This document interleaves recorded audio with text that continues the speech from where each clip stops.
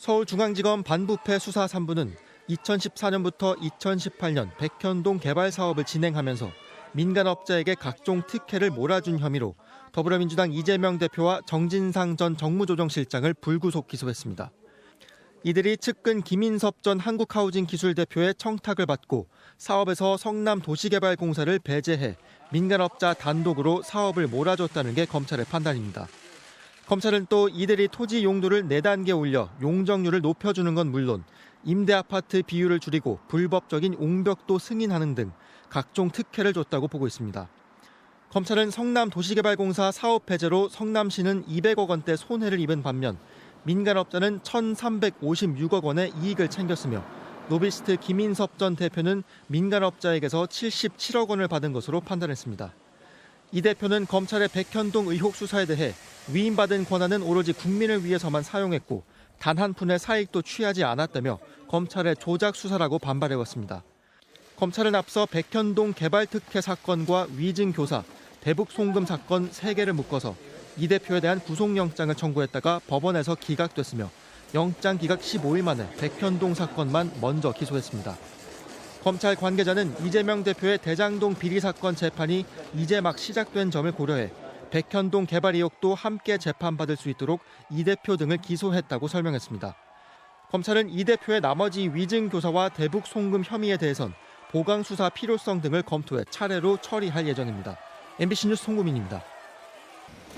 더불어민주당 이재명 대표가 다시 지팡이에 의지해 서울 서초동 법원에 나왔습니다. 지난달 말 구속영장 심사 이후 열흘 만입니다.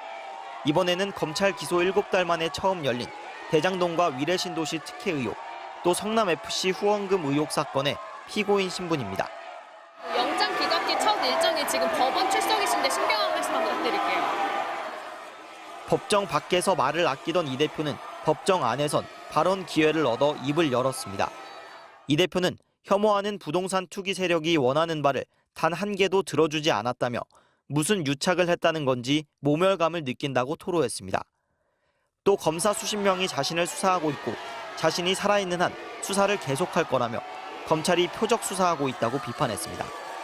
재판 진행을 두고선 이 대표 측과 검찰이 신경전을 벌였습니다.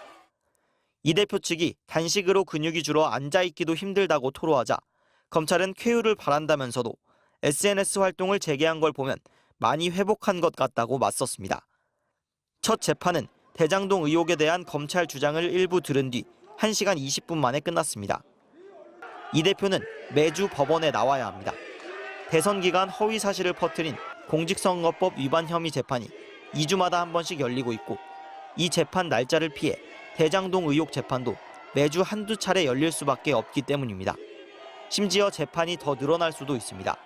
검찰은 최근 구속영장이 기각된 백현동 특혜 의혹과 쌍방울 대북송금 의혹 사건도 조만간 처리할 예정인데 그리 오래 걸리진 않을 거라고 예고하고 있습니다.